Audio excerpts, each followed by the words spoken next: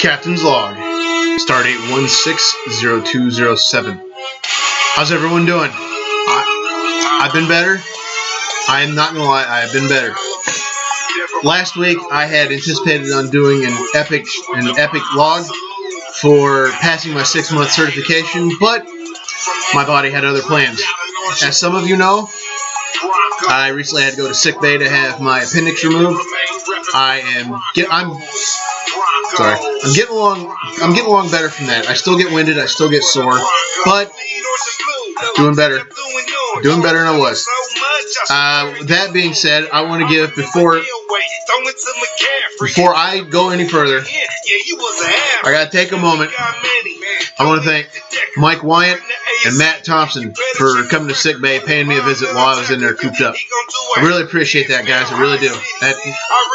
That meant a lot for you guys to come see me while I was down. You know what? We'll hook you guys up in prosperous salute this week. Right off the bat, wanted to clear the air, get that one out there. Do it now while I'm thinking about it. This week's sponsor, I have a brand new sponsor for you guys. It's actually my wife Robin, and her page and new business, Windsor's Dog Treats. www.facebook.com/Windsor with a D, Windsor's Dog Treats. Well, it's that without the apostrophe, all one word. If you can't spell it even after having seen the business card, you have no business being on Facebook. Alright, now, before I get too much further into the drink, I want to go ahead and throw it out there. I'm picking the Denver Broncos to win Super Bowl 50 this year. I've heard it said that defenses win championships. Defenses win championships. Denver has the #1 defense right now. They have the defense to beat. I don't know, though. Cam Newton's been pounding the whole season. Cam Newton and the Panthers. So this could be a good game. I just hope Denver shows up unlike last time they were in the Super Bowl. I'm saying Peyton Manning's going to win Super Bowl 50. He's going to go out on top. He's going to retire with 2 rings. Yes, everybody knows Tom Brady has 4 rings, but Peyton Manning didn't have to cheat to get the 2 that he has. Oh, speaking of that, I guess the Patriots Screw You tour came to an abrupt screeching halt, much to the disdain of New England Patriots fans. Now, there are a few Patriots fans out there I like. There's just a few of you, not very many. I just have one thing to say about that. Justice has been served. As y'all know, last year at Foxborough, Indianapolis went to go play New England, with New England having some deflated footballs. And needless to say, Indianapolis never had the lead. Second half, it's like Indy went home. All right, yeah. I put that out there. I freely admit that. Indy pretty much went home second half. Hey, you know, that happens. But I think it's funny, and rather funny and ironic funny, that New England traveled to Denver for the AFC Championship game. New England never had the lead. And New England's players were a little deflated. And the same play that Malcolm Butler made to end Super Bowl 49, the same play was made by Denver to end the AFC Championship game. Unfortunately, New England still had a chance at an offside kick, which they didn't get. But hey, I just look at it as justice has been served and karma took its course. All right, ladies and gentlemen, I don't know about you. I spoke a little bit more than what I wanted to on that. I'm thirsty. And let me just go ahead and knock out the football. I just want to go ahead and get my pick and the trash talk out of the way while I could. Tea. Warm.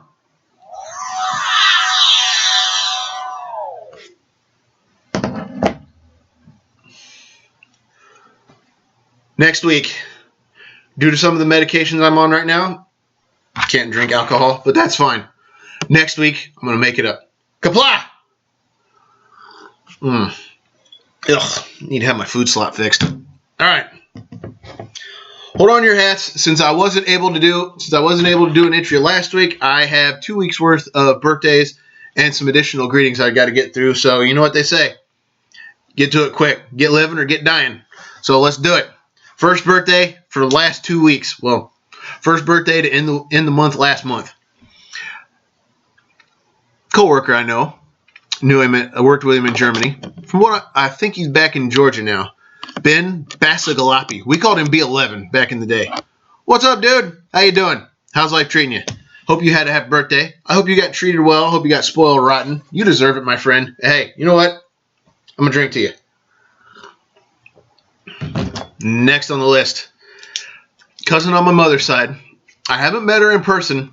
I know I said it last year. I know I said it this time last year, but I got to say it again. I really want the chance to reconnect with some of my family. You know, there's some family that I wasn't that close to. I want to get a chance to know them a little bit better, but they're like anything else. There's family out there that you tried and they failed. Well, you tried and something happened. You just look at them differently. Everybody's got family like that, but not this lady. This is one of the former, or is it the latter? No, the former. She's one of the former. Diane Bono. I knew her as cousin Diane Ryan. Diane, my dear, I hope you had a good birthday. I hope you got spoiled. I hope you were treated well. Hey, you know what? I drink to you. All right, next on the list. My brother's sister. Now, I say it like that. Well, yeah, she's kind of my sister too. Andrea Chenoweth. Now, I wasn't as close to Andrea as I'd like to have been, as I was with Josh, obviously. But Andrea, my dear, what is going on? I hope you had a good birthday. Excuse me. I hope you celebrated well. I hope things went your way. And you know what? I drink to you. Next on the list. I got this gal as Babe of the Day a couple weeks ago on Beard Song of the Day. And the host over there, honestly didn't think I could do it. The lovely Nikki Fortier, she has her own cake making business. I want to say the page is called Cake. It's either Cakes by Nikki or Cake Creations by Nikki. I should have done a little bit better research on that beforehand. I apologize for that. But Nikki, my dear, thank you so much for stepping in, for stepping up, jumping in the way you did. Much appreciated. Hey, you know what? If I run into Wally, I'll slap him for you. Nah, I'm kidding. I might give him a kiss. I don't know. Hey, Nikki, happy birthday. All right, next on the list. This is a gal I met. Colts fan like me. Hopefully she's rooting for Denver this weekend. Like I said earlier, that way Peyton wins, he can go out on top. Sharol Kent. Now that's like Sharon, just with an L at the end. Hey, what's going on? Hope your birthday was a good one. I hope things are going well for you. Hey, you know what? I'm going to drink to you. All right, next on the list. Now, y'all remember a few minutes ago how I said there were some Patriots fans out there that I like? This is one that I actually like. I knew her in jolly old England. Michelle Nicole, what is going on? I saw you had the walk of shame Monday morning when you went back to work after New England got their justice. Hey, it is what it is. I still love you, and I drink to you. Selfie Queen, this is to you. Next on the list. You know, I got to recruit this gal to be my chief engineer here at Earth Station Okinawa. Commander Jennifer Burton. What is going on? What are you up to? You know, I hope your weekend alone with the kids went well. Hope you didn't need to use that phase pistol I sent you. But hey, you know what? Jennifer, happy birthday. Hope it was a good one. All right, next up, another guy I know. Earth Station Okinawa. Excuse me, no. I knew him in Germany, actually. I take that back, excuse me. Good friend of mine, Vernon Nelson. Hey, what's up, man? What are you up to? How's it going? I hope life's treating you well. I hope things are going good for you. And I drink to you. And the last birthday I have for January. Remember, I'm doing 2 weeks worth. Last one I have for January, Victoria Lewis. I knew her in high school as Victoria May. What is going on, sunshine? How's life treating you? Hope you're doing well. Hope things are going well for you. Hey, I drink to you. All right, that's it for January. Excuse me. Let's move on to February. First birthday, met him in a Star Trek group. I have yet to meet him in person. Hope I get the chance to someday. Lawrence Kelly. Lawrence, how are you doing? How's your I hope you had a good birthday. Hope things went well for you. Hope you celebrated well. And I drink to you. Next on the list, I ran into this guy in a chat room several years back. We were part of an online role-playing group. Ray Vacchetti. What's up, dude? What's going on? How's life treating you? I hope that dog is still doing well. You need anything, any advice, tips, any questions, hit me up. I'm always here for you. I drink to you. Excuse me. All right, next on the list, guy I actually worked with here, Earth Station, Okinawa, John Zittner. Z-Man, what's going on, bud? How you living up in Mississippi? I don't have a quick witty name for Mississippi. Hey, hope you're doing well. Hope this finds you well. Hope you had a happy birthday. Hope Sonny spoiled you. And you know what? Look forward to running into you again someday. Next on the list, a fellow Masonic brother. I was actually there the night he was raised. Galilei George Washington Lodge 810 Alpha. Mike Lichty. Brother Mike, brother past master as well. How are you doing? I hope things going well for you. Hope you had a good birthday. I hope you got spoiled. Hey, uh-oh. I didn't come prepared this time. Oh, I drink to you. All right, next on the list. Let me see if I can stretch that out. Next on the list, cousin through marriage. I just saw her about 2 months ago. Cathy Tracy. Hey, short stuff. What's going on? How you doing? Hope you had a good birthday. I really do. Hope you had a good birthday. Hope you celebrated well. Hope you lived it up. Hope you didn't go to a party dressed as your favorite lampshade. Nah, I'm kidding. I actually hope you did. Hey, drink to you. All right, next up on the list. I actually still work with this guy here at O Station, Okinawa. He's a big old Buffalo fan. Bills, Sabres, you name it. If it's from Buffalo, probably likes it. Probably likes them. Joe Ogoric. What's up, Ogre? What's going on, dude? Hope you had a good birthday. Hope you celebrated well. Hey, you know what? Here's to you, my friend. I can spread that out. Next on the list, I knew her. She was one of my wife's bridesmaids in our wedding. Very dear friend of mine, the wonderful Abby Hayden. What's up, sweet cheeks? How you doing?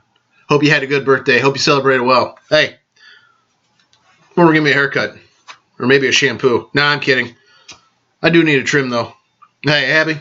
Hope you had a good birthday. Hope Andy spoiled you. I drink. All right, next on the list. You've heard me mention these guys before. One of the trifecta from the Synthaholics podcast. Aaron O'Brien. I guess they call him Aquaman for some weird reason. Hey, Aaron, what is up, dude? I hope you've been doing well. Hope things go well with you.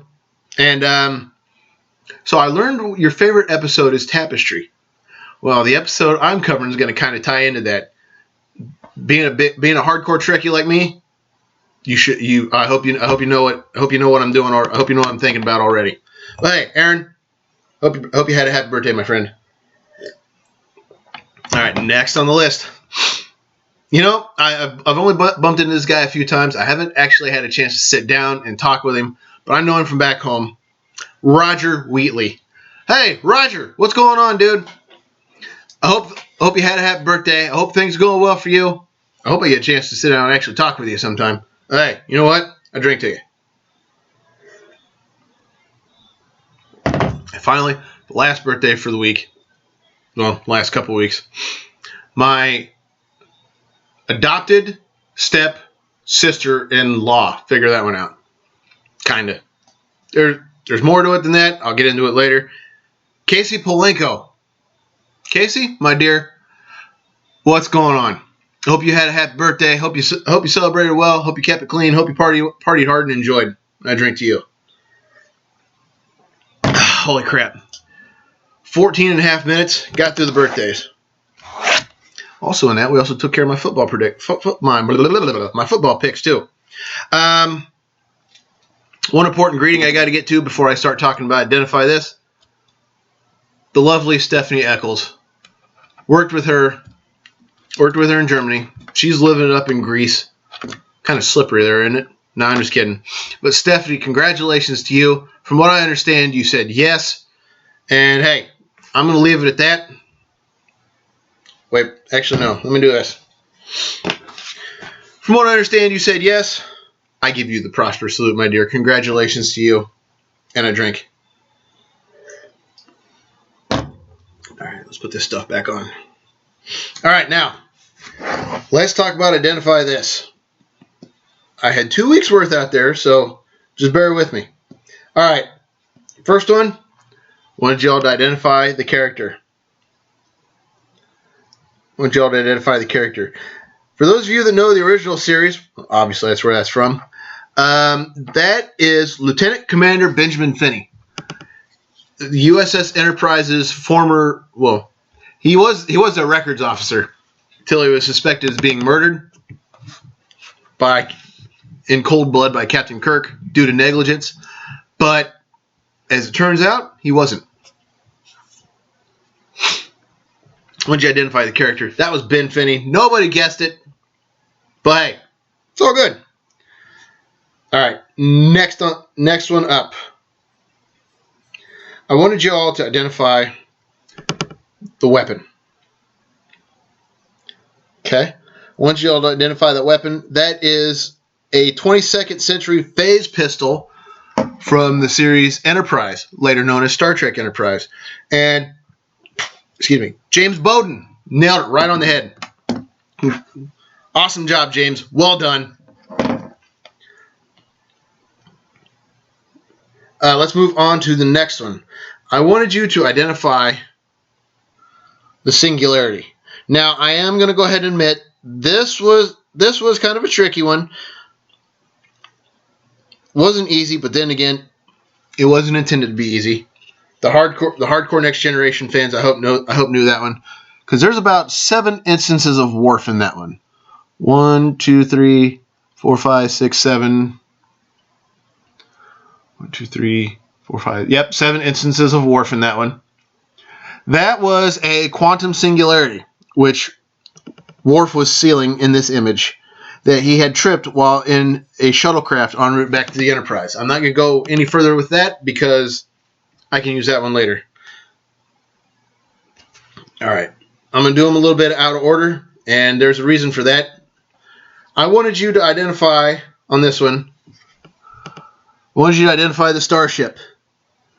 Not the class, the starship. But I also asked you to include the registry number.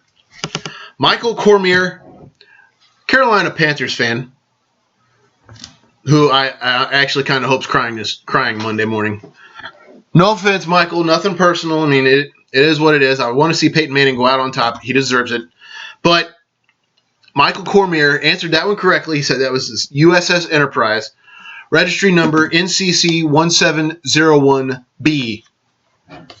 That was absolutely it. That was absolutely 100% it. You nailed it. Awesome job. The next, like I said, I'm doing these out of order. So the next one I'm going to show off, I wanted you to identify the beverage that Scotty's holding. Now, I am going to admit I probably should have been a little bit more clear on that one.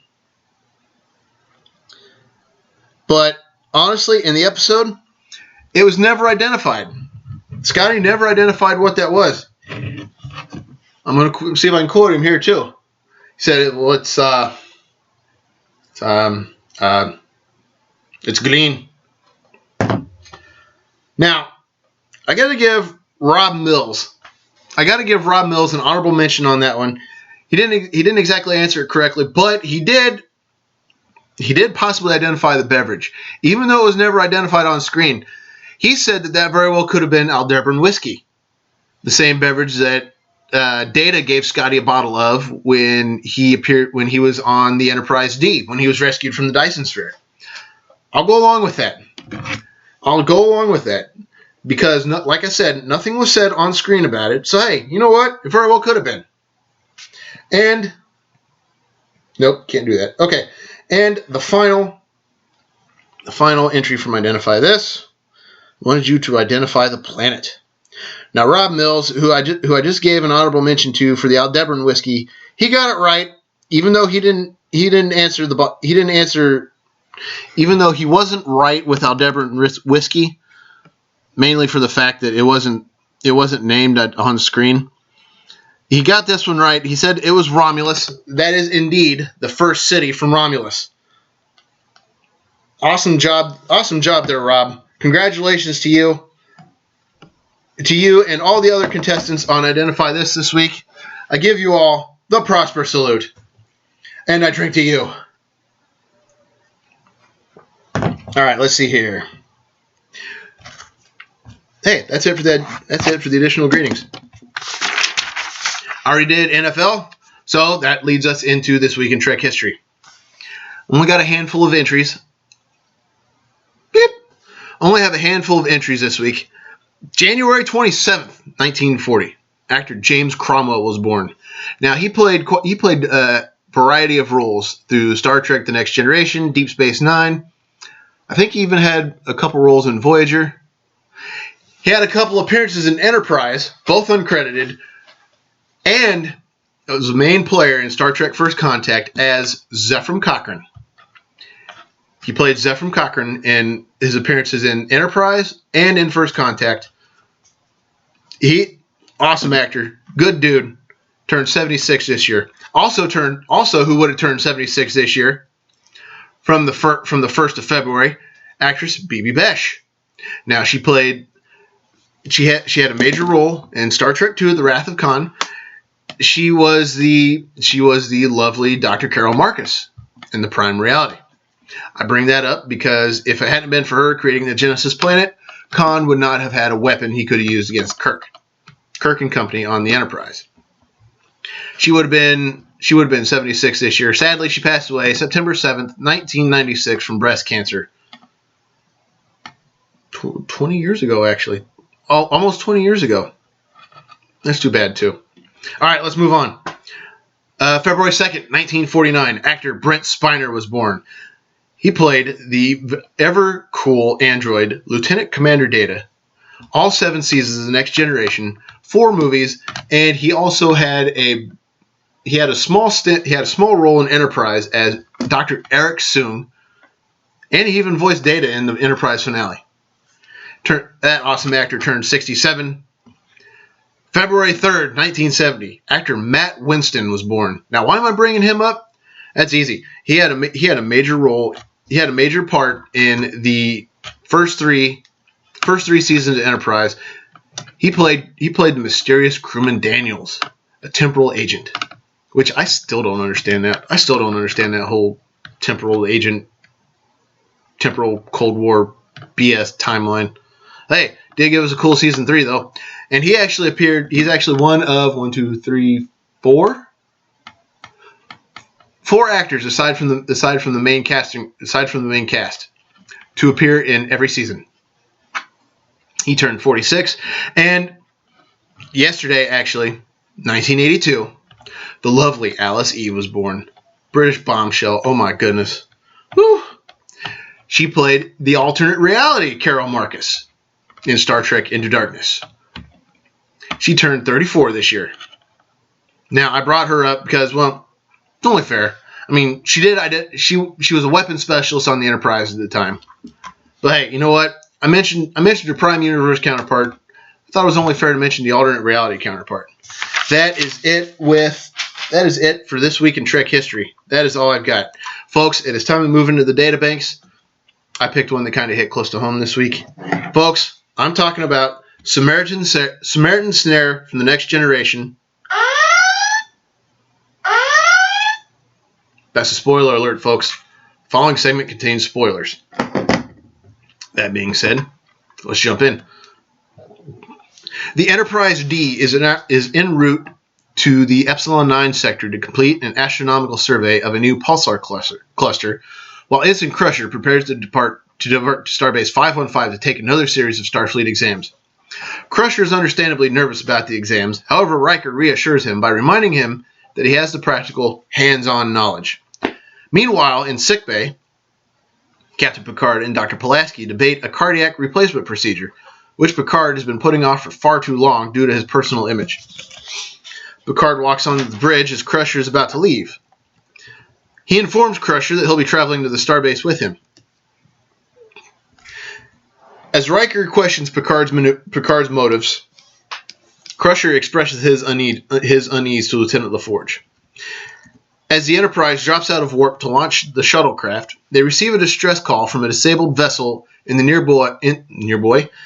nearby rhomboid Droniger Sector 006. Ship unidentified. Distress. Nothing more.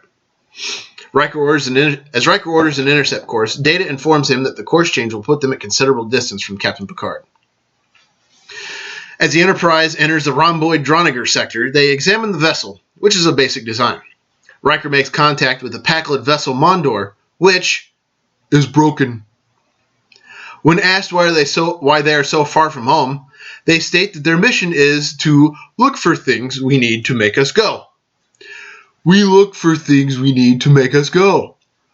As LaForge volunteers to beam over to conduct their repairs, Worf questions the wisdom of Riker's decision. Riker, Data, and Worf eventually feel that the Paklids are of no threat to the Federation flagship. Aboard Shuttle Number 2, Picard and Crusher discuss Picard accompanying him, to which Picard reveals to Crusher why he's actually going to the starbase. He also tells Crusher that his current replacement is faulty, necessitating a replacement. Once LaForge transports to the Mondor, the Pakled ship, he meets that ship's chief engineer. They ask LaForge to make their ship go. As LaForge takes charge, their crew marvels at how smart he is. Counselor Troy comes onto the bridge, and once apprised of the situation, reveals that LaForge is in danger. Riker asks her to be more specific while stating they're only getting their help. Data defends Troy's perceptions as Riker and Worf exchange a look of unease. Meanwhile, Picard talks about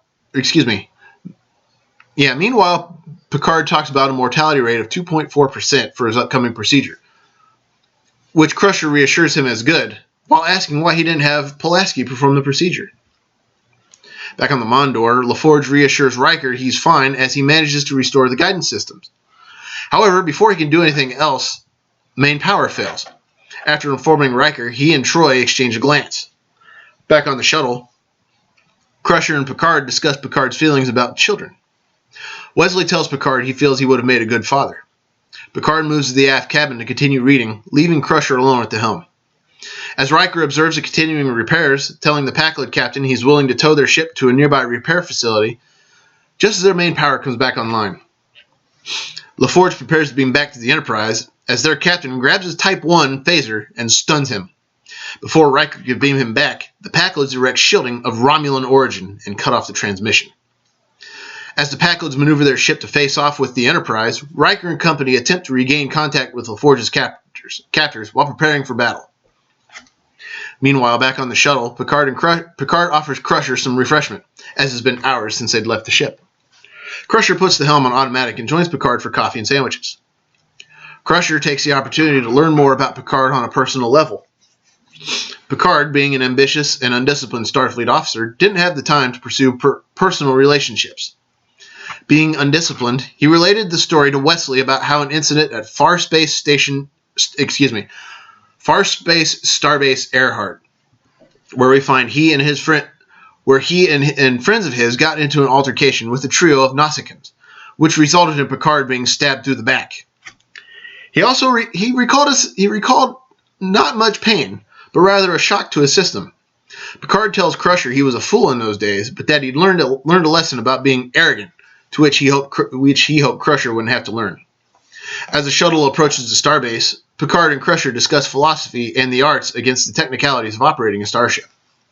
Back on the Enterprise, Data confirms Troy's fears that the Paklids only wanted LaForge, stating their guidance system was functioning perfectly the entire time, and that LaForge, who's now being forced to make hand weapons for the Paklids, merely fell into a trap set for them. At the starbase, Wesley walks into the medical facility with Picard, telling him Dr. Pulaski wanted to make sure he actually went inside. Before going their separate ways, both men stated they enjoyed their trip together. The Mondor hails the Enterprise, to which Riker demands the return of LaForge. Aiming their newly acquired weapons at LaForge's stunned body, the Paklids demand all of their computer information. While weighing the options of complying with the Paklids' demands or or forcefully attempting to rescue LaForge. Back at the starbase, the attending surgeon reassures Picard that the procedure he's about to undergo is routine. Once Picard is under, the surgeon predicts a flawless operation. LaForge, holding himself in obvious pain, pleads with his captors to try to let him talk to Riker. Riker probes LaForge for information in regards to where they got their systems, to which Riker sets in motion a ruse, giving the Pakleds false information about LaForge having weapons system knowledge. Riker tells him there will be a time limit, to which Worf tells him if he passes along weapons information, he'll not achieve the 24th level of awareness. LaForge insists that 24 is quite the challenge, to which Worf tells him 24 is the gateway to heroic salvation. Once the channel closes, Riker hopes he understood. The Pakleds, playing off the false information, demand weapons technology or LaForge will die. During Picard's operation, there's a complication the surgeon didn't anticipate and can't stop. He tells one of the other staff members in the OR he needs a biomolecular physiologist or else Picard will die. On the Mondor, LaForge theorizes a way to make their weapons stronger. The Pakleds tell him they can tell if he's deceiving them. At the starbase, a specialist has arrived and is assessing Picard. Luckily, the new specialist informs the attending surgeon he knows someone who's qualified to complete the procedure. While in engineering, Riker, Data, and Ensign Gomez go over the plan on her end as Worf intercepts a distress call from the starbase. Captain Picard is close to death. Data reports the Pakleds have powered up photon torpedoes. As Data reports the Pakleds have powered up photon torpedoes, Worf and Pulaski urge Riker to divert to the starbase. Riker hails the Pakleds and orders Gomez to engage the firing sequence. As LaForge begins to make final adjustments as the countdown begins at 24. Upon completion of the countdown, Riker uses the Crimson Force Field, which disarms the Pakled vessel. The Pakleds drop their shields as Riker transports LaForge to the bridge and heads for the starbase. The next morning, local starbase time, Pulaski completes the procedure, much to Picard's chagrin. Picard laments about it being a routine procedure and that he didn't want her involved. Pulaski tells him his recovery hour will be 4 hours as he realizes that the entire crew knows about Picard's situation. Stepping onto the bridge, Riker, Troy, and LaForge applaud Picard. Picard tells the opportunity to tell his senior staff, minus Pulaski, that Wesley's exam scores are high enough for him to continue his studies on the ship as they proceed to the Epsilon cluster, which is where they were going to go to begin with. Pakleds are so dumb. Alright, let's go behind the scenes. According to Les Landau, I dealt with a race of what appeared to be ugly and slow people. They have a need for things, which can be a reflection upon our society. That's what Star Trek tries to do. Take an almost unbelievable situation in an unbelievable time and somehow make all of us realize that's what's happening today. And what we can do to make the planet and the universe a better place. I think that is the essence of Star Trek and the tradition Roddenberry is trying to carry on. The producers were originally intending to use the captain's yacht in this episode, but budget constraints forced the use of a shuttlecraft instead. Stock footage of the Sakharov, Sakharov, from Unnatural Selection and Q Who is used for the appearance of Shuttle 2. This is evident when the shuttlecraft is about to leave. Wesley refers to it as Shuttle Number 2. But when the shuttlecraft is seen leaving, it shows the designation of 01. This was corrected on the Blu-ray edition. Now, when I took my notes for this, I watched off of Netflix, which is supposedly the Blu-ray edition. But I am going to double check because I think I found an error that Memory Alpha didn't catch. When the shuttle is actually leaving the ship, I think I caught the designation 01 on the side of the hull. The shuttle was moving kind of quick, so I don't know. I'll just have to check it out. One of the props used inside the Pakled ship is an emergency position indicating radio beacon. You guys know what the hell that is? I don't. I don't feel like looking at it right now. The custodian console from When the Bow Breaks, Bow, B-O-U-G-H, and a bridge console from the erstwhile are seen on the Mondor Bridge. The surface of the Starbase 515 planet is the reused matte painting of Angel 1 from Angel 1. The opening stardate for this episode was different from the script. In the script, the date was 42723.8. The Star Trek The Next Generation companion notes that Riker's Crimson Force Field trick is similar to James T. Kirk's Corbomite bluff in the original series episode The Corbomite Maneuver and The Deadly Years. The late Christopher Collins' next Star Trek role is as Durg in the Star Trek Deep Space Nine episode The Passenger. Picard's statement at the end of the episode, "Any rumors of my brush with death are greatly exaggerated," pays homage to Samuel Clemens' famous response to his prematurely published obituary. Reports of my death have been greatly exaggerated. Okay, that definitely wasn't him. I tried. It sounded more like Mickey Mouse. Anyway, he modifies the statement in Star Trek First Contact when referring to the Borg after being separated from his senior staff during the Borg incursion. More than 3 years after the events of this episode, Picard would meet Clemens in 1893 San Francisco, as was shown in Time Zero Part 2. Fascinating. The events of the 6th season episode Tapestry are based on the events in Picard's youth he related to Wesley in the episode. That's what I was telling you about, Aaron. During the scene aboard the shuttle, when Wesley and Picard are chatting while the shuttle's autopilot is on, there's an odd exchange of conversation. As Picard begins talking about his fight with the Nausicaans, Wesley asks, "Was this before the Klingons joined the Federation?" To which Picard answers, "That's right." This overlooked yet puzzling dialogue has yet to be explained, though Wesley could have been referring to the Klingon Federation alliance. But still, technically this episode takes place before the Klingons join the Federation because it hasn't happened yet. I'm gonna expand on that one a little bit further. When Crewman Daniels, whom I mentioned earlier, when Crewman Daniels took Archer to the Enterprise J in the 26th century, he made the statement that the Federation includes the Klingons. So technically, this episode takes place before the Klingons join the Federation. I know, I'm reaching, but hey, it works. I'm going with it. Wesley's Starfleet exams, which he takes in this episode, are most likely the repeat tests of the exams he failed in the first season episode Coming of Age, of which Picard said, "And when you take your exams next year, and you will." However, his exams were not shown on screen this time. Really don't want to see it again, honestly. This is the last of 2 appearances of Sonia Gomez, who was initially intended to be a comedic recurring character, but dropped after this episode. If you saw Q-Who, you get why. All right. Mo Hurley remarked, "Very strange, but nice. This was very different. It gave Geordi a nice turn, and the more you use LeVar, the happier the show will be, because LeVar is wonderful to work with." You know, I kind of got that vibe. I kind of get that vibe from LaForge. He's a happy character. This episode inspired writers Dennis Russell Bailey, David Bischoff, and Lisa Putman White to write the 3rd season episode Tin Man. According to Bailey, the point at which we became serious about trying to write a script for the show was about 5 minutes after watching Samaritan Snare, which in my personal opinion was the most abysmal piece of Star Trek ever filmed. My objections to it were that it always resorted to idiot plotting to make the story work, and that offended me a great deal worse than some of the awful shows which were done on the original series.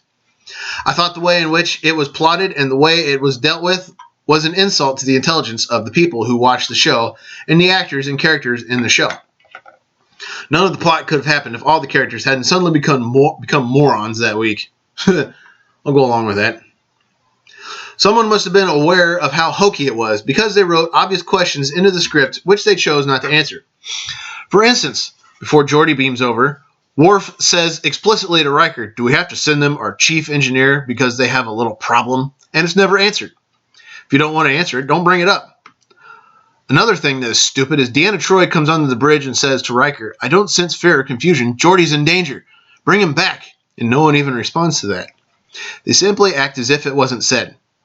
On the trip over the starbase, where Picard and Wesley have this long heart-to-heart talk, Wesley says, "Why would anyone use a defective heart transplant?" That's a minor point. A major piece of stupidity is that they send him to a medical facility where it turned out that no one was qualified to handle the operation if it went wrong at all. I can't believe they expect viewers to be so stupid as to not ask about that. The fact that the routine was repeatedly said throughout the show to be an absolutely routine procedure when it went wrong for no reason that was mentioned, except that it had to go wrong to have the climax. Then it turns out they had to call the Enterprise to bring Pulaski over to do the operation because she's more qualified and the people there weren't, which she said in the beginning, I can do it for you here. So yeah, that was just kind of Picard being a moron on that one, honestly. A mission report for this episode by John Sayers was published in the official Star Trek The Next Generation magazine, Volume 9, pages 19 through 22. That, folks, that hurt. You know what? Take it home. It's dead, Jim. Ladies and gentlemen, even though this one was one of the weaker episodes of The Next Generation, I still want to thank you for tuning in, for taking the time to watch this entry, be it on YouTube, Facebook, however you found me, however you watched it, be it on a phone, a tablet, a laptop, a smart TV, however you did it. Thank you very much. Keep watching. Keep on keeping on with me. Ladies and gentlemen, it's time to make like the Enterprise and warp out. Everybody take care. Have an awesome night or day. Don't do anything I wouldn't do, and if you do, name it after me. Don't drink and drive because you might spill your drink, but more importantly, you might kill yourself or someone else. Drinking and driving is dumber than being a Twilight fan. And what's worse than that is root for cheating bastards like Tom.